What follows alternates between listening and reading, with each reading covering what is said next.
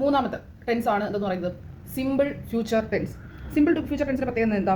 It describes that will happen in future. ഫ്യൂച്ചറിൽ നടക്കുന്ന കാര്യങ്ങളെ സൂചിപ്പിക്കുന്നതിന് വേണ്ടിയാണ് നമ്മൾ ഈ ടെൻസ് ഉപയോഗിക്കുന്നത്. എന്തൊക്കെയാ? ഡിസിഷൻസ് ഉണ്ട്, നമ്മൾ തീരുമാനങ്ങൾ എടുക്കുമല്ലോ. I will work, I will study after tomorrow, അത് നമ്മൾ പറയുന്നത്. സോ നമ്മൾ കുറച്ച് ഡിസിഷൻസ് അറ്റ് ദ മൊമെന്റ് നമ്മൾ എടുക്കുന്ന ഡിസിഷൻസ്, പ്രഡിക്ഷൻസ്, പ്രോമിസസുകൾ, ഓഫേഴ്സ്, നമ്മുടെ ചില പ്ലാനുകൾ, ഇതെല്ലാം നമ്മൾ സൂചിപ്പിക്കുന്നത് സിമ്പിൾ ഫ്യൂച്ചർ ടെൻസിലാണ്. എന്ന് വെച്ചാൽ ഫ്യൂച്ചറിൽ നടക്കുന്ന കാര്യങ്ങളെ സൂചിപ്പിക്കുന്നതിന് വേണ്ടിയാണ് മെയിൻലി നമ്മൾ ഈ ഒരു ടെൻസ് ഉപയോഗിക്കുന്നത്. പിന്നെ ഈ ടെൻസിന്റെ പ്രത്യേകത അറിയാലോ, ഇതിനകത്ത് പ്രത്യേകിച്ച് നമുക്ക് ആക്ഷൻ കംപ്ലീറ്റഡ് ആയോ അതോ എന്തോ ഇൻകംപ്ലീറ്റ് ആണോ എന്ന് നമുക്ക് പറയാൻ പറ്റില്ല. ഇൻഡെഫിനിറ്റ്നെസ് ആണ് നമുക്ക് സിമ്പിൾ അല്ല, അങ്ങനെയാണല്ലോ. ദെൻ നമുക്ക് ഇതിൻ്റെയും കൂടെ, അതായത് നമ്മൾ ഫസ്റ്റ് കോളം ഞാനിപ്പോൾ എങ്ങനെ പറഞ്ഞു വരുന്നത്, നമ്മൾ ഫസ്റ്റ് സിമ്പിൾ ആകുമ്പോൾ കവർ ചെയ്തേ. സിമ്പിൾ പ്രസന്റ്, സിമ്പിൾ പാസ്റ്റ്, ഇപ്പോൾ നമ്മൾ പറഞ്ഞ സിമ്പിൾ ഫ്യൂച്ചർ. അപ്പോൾ സിമ്പിളിൻ്റെ എല്ലാത്തിൻ്റെയും നമ്മൾ എന്ത് പറഞ്ഞായിരുന്നു? അഫോർമേറ്റീവ് സ്ട്രക്ചർ ഓൾറെഡി നമുക്ക് എല്ലാവർക്കും commonly familiar with that. But നമ്മൾ എന്തുകൂടെ പറഞ്ഞായിരുന്നു? ഇൻട്രോഗേറ്റീവ് അഥവാ ക്വസ്റ്റ്യനും നെഗറ്റീവും കൂടെ പറയാം. ഇവിടെ നെഗറ്റീവും ഇൻട്രോഗേറ്റീവ് എന്ന് പറഞ്ഞു പോകാം. നെഗറ്റീവ് എന്ന് പറഞ്ഞു കഴിഞ്ഞാൽ നമ്മൾ നെഗറ്റീവിൻ്റെ സ്ട്രക്ചർ എപ്പോഴും എന്താ പ്രത്യേകത? നെഗറ്റീവിൻ്റെ സ്ട്രക്ചർ അകത്ത് ഒരു നോട്ട് വരും. ഇത് തന്നെ നമ്മൾ കൂടുതൽ കോംപ്ലിക്കേഷൻ ആണെങ്കിൽ സെയിം സ്ട്രക്ചർ വിത്ത് ഒരു നോട്ട് കൂടെ ആഡ് ചെയ്യാം. ഓക്കെ, പിന്നെന്താ? സെയിം സ്ട്രക്ചർ ആണ്, പക്ഷേ എന്താ പ്രത്യേകത? വില്ല് ഷാൾ അതിനടുത്ത് വെളിയിടുക.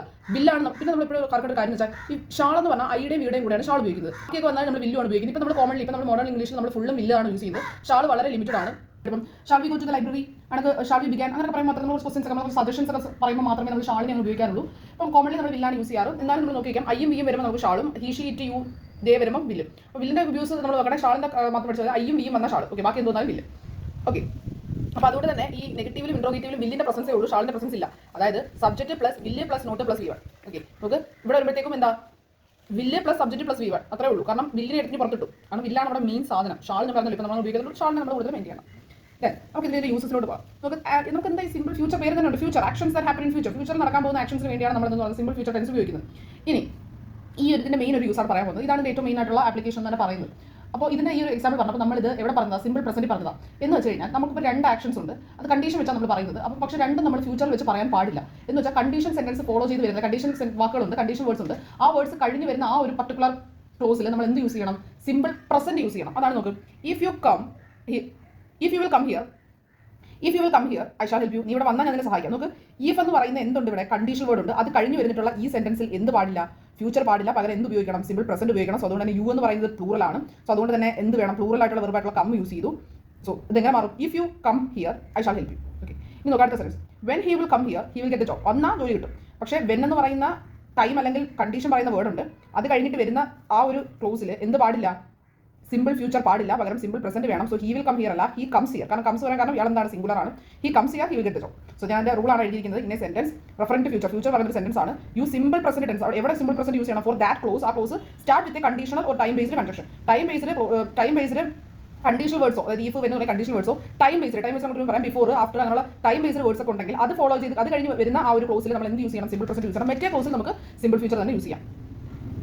ഇനിയാണെങ്കിൽ നമ്മൾ രണ്ടൊന്ന് എക്സാമ്പിൾ പറയണം. നമുക്ക് all the flowers in the garden will surely die before the rain will fall. Okay, എന്താ? നമുക്ക് ബിഫോർ എന്ന ടൈം ബേസ്ഡ് ടൈം സൂചിപ്പിക്കുന്ന വേർഡ് ഉണ്ട്. അത് കഴിഞ്ഞിട്ട് വരുന്നതാണ് ഈ ഒരു പാർട്ടിൽ എന്ത് പാടില്ല?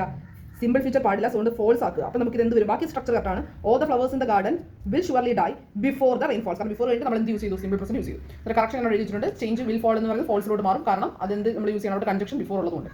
നെക്സ്റ്റ് ഒരു എക്സാമ്പിൾ എടുത്തു കഴിഞ്ഞാൽ I shall help him to get the job provided that he will give me 50K. Okay, I shall help him to get. അപ്പോൾ പ്രൊവൈഡഡ് ദാറ്റ് എന്ന് പറയുന്ന ടൈം അല്ലെങ്കിൽ കണ്ടീഷൻ സൂചിപ്പിക്കുന്ന വേർഡ്. അത് കഴിഞ്ഞ് വരുന്ന ഈ ഒരു പാർട്ടിൽ എന്ത് കാണാൻ പാടില്ല? വില്ല് വരുന്നത്, അതായത് സിമ്പിൾ ഫ്യൂച്ചർ കാണാൻ പാടില്ല. അപ്പോൾ എങ്ങനെ മാറ്റാം? He gives me 500. I shall help him to get the job provided that he gives me 500. Okay, 500. അപ്പോൾ അതാണ് അതിൻ്റെ എന്ന് പറയുന്ന കറക്ഷൻ എന്ന് പറയുന്നത്. അപ്പം കറക്ഷൻ ആയിട്ട് വിൽ ഫോൾ എന്തായിട്ട് മാറും? ഗീവ്സ് ആയിട്ട് മാറും. ബിക്കോസ് അതിൻ്റെ പ്രൊവൈഡഡ് ആകുന്ന കണ്ടീഷണൽ വേർഡ് ഉള്ളതുകൊണ്ട്. If two sentence of future are used in a sentence, ഒരു സെന്റൻസ് രണ്ട് ഫ്യൂച്ചർ ഉണ്ട്, വൺ പാർട്ടിൽ ടൈം അല്ലെങ്കിൽ കണ്ടീഷൻ ഡിനോട്ട് ചെയ്യുന്ന വേർഡ്സ് ഉണ്ടെങ്കിൽ അത് ഫോളോ ചെയ്ത് വരുന്ന അവിടെ will or shall not used in that part, അവിടെ സിമ്പിൾ പ്രസന്റ് ടെൻസ് ആണ് യൂസ് ചെയ്യുന്നത്. ഓക്കെ, അപ്പോൾ നമ്മളിപ്പം ഇനി നമ്മൾ പറയാമെന്ന് വെച്ചാൽ ഈ ടൈം കണ്ടീഷൻ ഡിനോട്ട് ചെയ്യുന്ന വേർഡ്സ് ഏതൊക്കെയാണ്? കാരണം അതറിഞ്ഞാലേ നമുക്ക് അത് ഫോളോ ചെയ്ത് വരുന്നത് അതിന് പുറകെ കിടക്കുന്ന ആ ഒരു പർട്ടിക്കുലർ ക്ലോസിൽ നമുക്ക് സിമ്പിൾ പ്രസന്റ് ആഡ് ചെയ്യാൻ പറ്റും. അപ്പോൾ ആ വേർഡ്സ് ഏതൊക്കെയാണെന്ന് നോക്കാം. അപ്പോൾ ഇതാണ് വേർഡ്സ് എന്ന് പറയുന്നത്. ടൈം അല്ലെങ്കിൽ കണ്ടീഷൻ ഡിനോട്ട് ചെയ്യുന്ന വേർഡ്സ് ആണ് if, when, till, until, unless, as soon as long as, in case, provided that, before, after. പഠിക്കാൻ വളരെ എളുപ്പമാണ്. ബിഫോർ ആഫ്റ്റർ നമുക്ക് കിട്ടും. കാരണം നമുക്ക് ബിഫോർ ആഫ്റ്റർ അത് രണ്ടും സെറ്റാണ് നിൽക്കുന്നവരാണ്. ടില്ല്, അൺടിൽ, അൺലെസ് അല്ല നമുക്ക് ടില്ല്, അൺടിൽ, അൺലെസ് ഒരു സെറ്റായിട്ട് പഠിക്കുക. as soon as long as ഒരു സെറ്റായിട്ട് പഠിക്കുക. ഇഫ്, വെൻ ഒരു സെറ്റായിട്ട് പഠിക്കുക. ദെൻ ഇൻ കേസ് നമ്മൾ ഓർത്തു ഈ ഇൻ കേസും പ്രൊവൈഡഡ് ദാറ്റ് ഒന്ന് ഓർത്തു വയ്ക്കുക. അത് മാത്രമേ നമുക്ക് ഓർത്ത് വയ്ക്കുള്ളൂ. In case provided that. So example നോക്കുക. ഒരു എക്സാമ്പിൾ പറയാം. She will ring me up as soon as she will reach Delhi. അപ്പോൾ വിൽ റീച്ച് വിട്ടുക. കാരണം എന്താ? as soon as എന്ന് പറയുന്ന ടൈം അല്ലെങ്കിൽ കണ്ടീഷൻ ഡിനോട്ടിംഗ് വേർഡ്സ് കഴിഞ്ഞിട്ട് വരുന്നത് റീച്ചസ് എന്നാക്കി. സോ ഇപ്പോൾ തന്നെ താഴോട്ട് നോക്ക്. ഇഫ് ഇറ്റ് വിൽ റെയിൻ എന്ന് പറയുന്നത് ഞാൻ അതിന്റെ ബാലൻസ് ഇട്ടിട്ടില്ല. ബാലൻസ് താഴോട്ടുണ്ട്. ഞാൻ ചുമ്മാ പറയുന്നത് ഇഫ് ഇറ്റ് വിൽ റെയിൻ എന്ന് പറയുന്നത് ഈ ഒരു സ്ട്രക്ചർ ഫോളോ ചെയ്ത് വരുന്നുണ്ട്. ഇഫ് ഇറ്റ് വിൽ റെയിൻ കണ്ടാൽ വെട്ടുക, ഇഫ് ഇറ്റ് റെയിൻസ് എന്നാക്കുക. ബിഫോർ ദ റെയിൻ ഫോൾ എന്ന് കണ്ടാൽ വെട്ടുക, ബിഫോർ ദ റെയിൻ ഫോൾസ് എന്നാക്കുക. വെൻ ഹി വിൽ അറൈവ്സ് എന്ന് പറഞ്ഞാൽ വെട്ടുക, വെൻ ഹി അറൈവ്സ് എന്നാക്കുക. വെൻ ഹി വിൽ അറൈവ് എന്ന് പറഞ്ഞാൽ വെട്ടിയിട്ട് വെൻ ഹി അറൈവ്സ് എന്നാക്കുക. ഇത്രയുള്ള നമുക്ക് സിമ്പിൾ ഫ്യൂച്ചറിൽ നോക്കാനായിട്ട്.